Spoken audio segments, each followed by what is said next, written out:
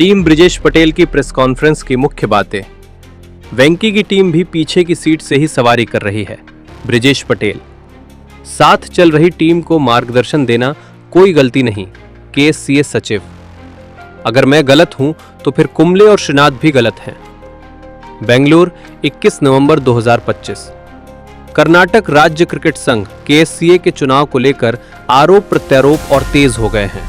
पूर्व तेज गेंदबाज वेंकटेश प्रसाद की अगुवाई वाली गेम चेंजर्स टीम द्वारा लगाए गए आरोपों पर आज उनके प्रतिद्वंदी गुट के नेता और वरिष्ठ क्रिकेट प्रशासक ब्रिजेश पटेल ने करारा जवाब दिया। ब्रिजेश पटेल ने शुक्रवार को प्रेस कॉन्फ्रेंस कर अपनी टीम के उम्मीदवारों का परिचय कराया और विपक्ष द्वारा उठाए गए सवालों का विस्तार से जवाब दिया। हाल ही में वेंकटेश प्रसाद ने प्रेस कॉन्फ्रेंस में आरोप लगाया था कि ब्रिजेश पटेल पीछे की सीट पर बैठकर सवारी कर रहे हैं और उनके निर्देशों पर ही राज्य क्रिकेट में सब कुछ चल रहा है। क्रिकेट का माहौल पूरी तरह खराब हो चुका है। इन आरोपों पर प्रतिक्रिया देते हुए ब्रिजेश पटेल ने कहा, राज्य में क्रिकेट किस स्तर पर है ये बताने की जरूरत नहीं। हमारी टीमें राष्ट्रीय स्तर पर खिताब जीत रही हैं और हमारे खिलाड़ियों का अंतर्राष्ट्रीय क्रिकेट और आईपीएल में प्रदर्शन इसका सबसे बड़ा जवाब है।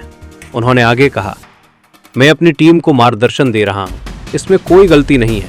अगर मेरा मार्गदर्शन देना गलत है तो फिर अनिल कुंबले और जावगल श्रीनाथ जो कर रहे हैं वो भी गलत हुआ ना। वे भी पीछे की सीट पर बैठकर मार्गदर्शन दे रहे हैं। ब्रिजेश पटेल के सीधे पलटवार से केएससीए चुनाव में नई गर्मी आ गई है।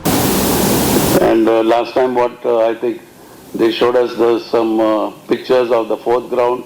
It was under construction and they said no, see, this is the state of affairs. I wish they go around to all the centers, official centers. I don't think they have even passed Tumkur. They should go and see all the grounds and the effort which is taken to make the grounds ready in all these official areas. So I strongly suggest that Sujit goes there before making any comments on the ground, state of the ground, the building. I mean, if the ceiling is falling, is poor construction which has happened earlier.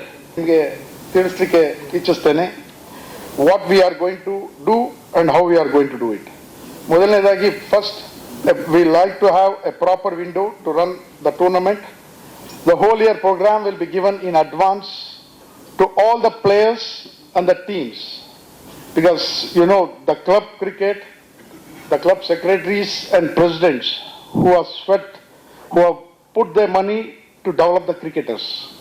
The club cricket and club secretaries and presidents are the producers of the cricketers. We are producing cricketers for the state and the national. We are the clubs. So that's why we are going to have a proper window. And also we would like to revive the Champions of Champions trophy, which we call it as official cricket.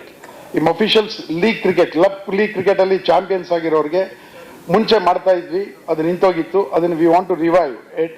Official champions of all the clubs team will come and play in Bangalore with our champions team in Bangalore. So that will we give more opportunity for the official cricketers to play on with the quality cricket and more opportunity for the official cricket.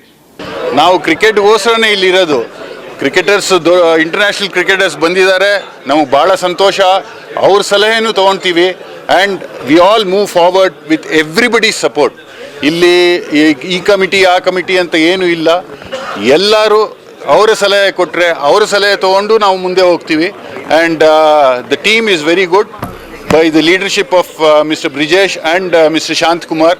V want to go forward and ensure that we bring glory to Karnataka. Thank you. Sir, ಆಮೇಲೆ ಇನ್ನೊಂದು, cricketers ಎಲ್ಲ ಸಾಕಷ್ಟು ಆರೋಪಗಳು ಮಾಡ್ತಿದ್ದಾರೆ, ನಿಮ್ಗೆ ಗೊತ್ತಿರಬೇಕು, ನಿಮ್ಮ ಗಮನಕ್ಕೆ ಬಂದಿರಬೇಕು. ಸೊ ಏನು ಹೇಳ್ತೀರಾ ಸರ್ ಆರೋಪಗಳಿಗೆಲ್ಲ? ಈ ಆರೋಪ ಪರ್ಸನಲ್, ಇದು we don't want to comment. ನಾವು ನಮ್ಮ ಸ್ಟ್ರೆಂತ್ ನೋಡ್ಕೊಂಡು ಮುಂದೆ ಹೋಗಬೇಕೇ ಹೊರತು ಅವರ ಆರೋಪಗಳಿಗೆ ಉತ್ತರ ಕೊಡುವುದು ಸೂಕ್ತ ಅಲ್ಲ ಅಂತ ನನಗನ್ಸುತ್ತೆ.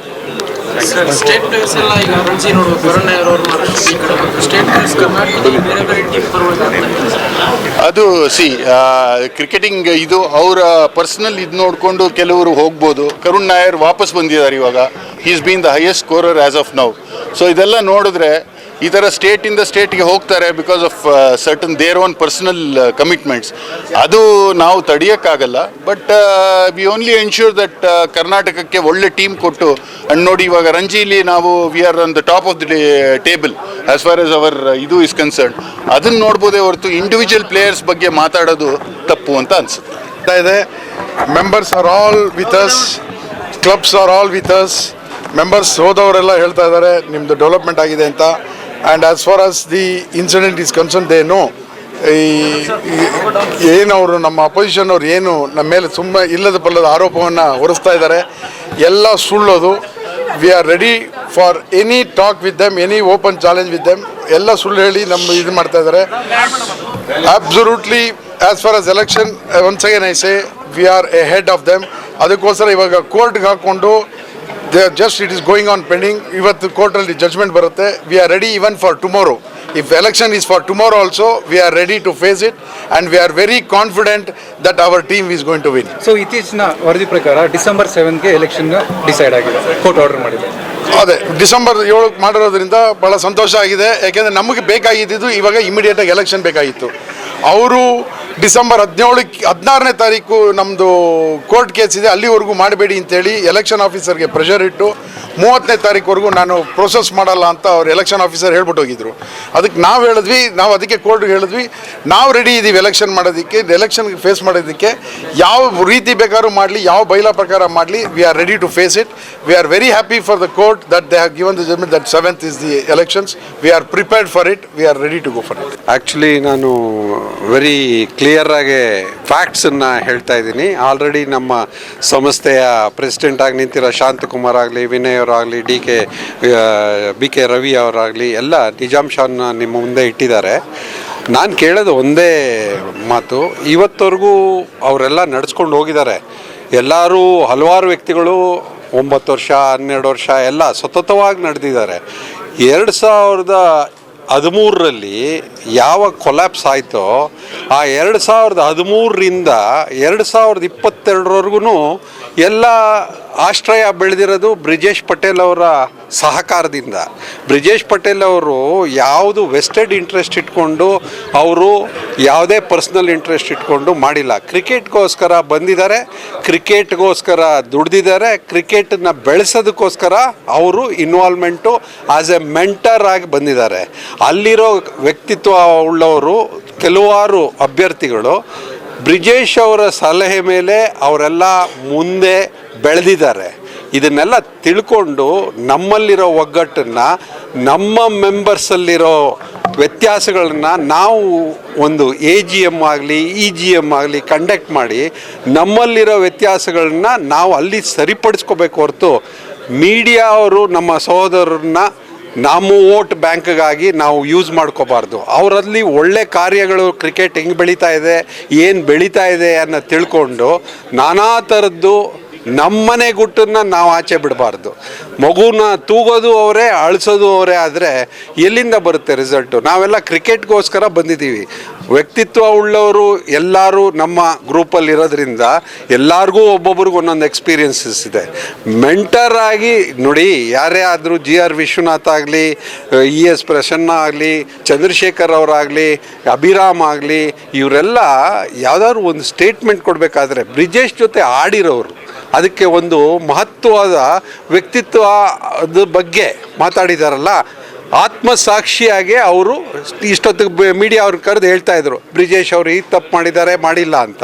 ಅದನ್ನು ಬಿಟ್ಟು ನಾವು ಈಗ ಬರ್ತಾ ಇರೋ ವ್ಯಕ್ತಿಗಳು ಏನೇನು ಮಾಡಿದ್ದಾರೆ ಅಂತ ಫ್ಯಾಕ್ಟ್ಸನ್ನು ಈಗ ತಾನೇ ನಮ್ಮ ವಿನಯ್ ಅವರಾಗಲಿ, ಮಿಸ್ಟರ್ ಪ್ರೆಸಿಡೆಂಟ್ ನಮ್ಮ ಶಾಂತಕುಮಾರ್ ಆಗಲಿ ಫ್ಯಾಕ್ಟ್ಸ್ ಹೇಳಿದ್ದಾರೆ. ನಮ್ಮಲ್ಲಿ ಒಂದೇ ಧ್ಯೇಯ, ನಮ್ಮ target is only to improve the cricket international ಸ್ಟ್ಯಾಂಡರ್ಡ್ಗೆ ಬ್ರಿಜೇಶ್ ಅವರು ಏನು ಅಲ್ಲಿ ಅನುಕೂಲತೆ ಮಾಡಿದಾರೋ ಚಿನ್ನಸ್ವಾಮಿ ಗ್ರೌಂಡಲ್ಲಿ, ಅದನ್ನು ಇದು ಸ್ವಲ್ಪ ಕಾಲ ತಗೊಂಡಿರೋದು ಅಂದರೆ ಆಕಸ್ಮಿಕವಾಗಿರೋ ಆಕ್ಸಿಡೆಂಟು, ಆ್ಯಕ್ಟ್ ಆಫ್ ಗಾಡು. ಇದೆಲ್ಲಿ ಬೇಕಾದ್ರೂ ನಡೆಯುತ್ತೆ. ಪ್ರಪಂಚದಲ್ಲಿ ಭೂಕಂಪ ನಡೆಯುತ್ತೆ, ಭೂಪಾಲಲ್ಲಿ ನಡೆದಿರೋ ಇನ್ಸಿಡೆಂಟ್ಸ್ ಇರುತ್ತೆ. ಆ ಥರ ಜನಗಳು ಅವತ್ತು ಗೆದ್ದಾದ ಮೇಲೆ ಆಸಕ್ತಿಯಿಂದ ಬಂದರು. ಅದು ಯಾರು ಹೊಣೆ ಅಲ್ಲ. 4 ಜನನು ಇವಾಗ ಚೀಫ್ ಮಿನಿಸ್ಟರ್ ಆಗಿರ್ಬೋದು, ನಮ್ಮ ಪೊಲೀಸ್ ಇವರಾಗಿರ್ಬೋದು ಎಲ್ಲರದು ಒಂದು ಸಹಕಾರದಿಂದ ಪ್ರಯತ್ನ ಪಟ್ಟಿದ್ದಾರೆ. ಆಕಸ್ಮಿಕ ಆಗಿದೆ, ಅದಕ್ಕೋಸ್ಕರ ನಮ್ಮ ಮೇಲೆ ಇವ್ರ ಮೇಲೆ ಅವರು ಬ್ಲೇಮ್ ಮಾಡೋದು ಅದು ಸೂಕ್ತ ಅಲ್ಲ. ನಡೆಸೋಣ, ನಡೆಯುತ್ತೆ. ಇವಾಗ ನೊಂದವ್ರ ಕುಟುಂಬನ ನಾವು ನೋಡಬೇಕಾಗಿರೋದು ಲೇಟ್ರ್ ಆನ್ ಏನಾಗಬೇಕು ಅನ್ನೋದು. ಕ್ರಿಕೆಟನ್ನ ಬೆಳೆಸೋದನ್ನ ನೋಡೋಣ. ಅದನ್ನು ಬೆಳವಣಿಗೆನ ಇವತ್ತವರೆಗೂ 23-28 ವರ್ಷದಲ್ಲಿ ಬ್ರಿಜೇಶ್ ಪಟೇಲ್ ಅವರು ಹೋಗಬೇಕು ಆಚೆ, ಅದು that is not correct answer. You should see to it that we should take their advises and we should see to it that we should develop cricket. That's all I think. Thank you very much.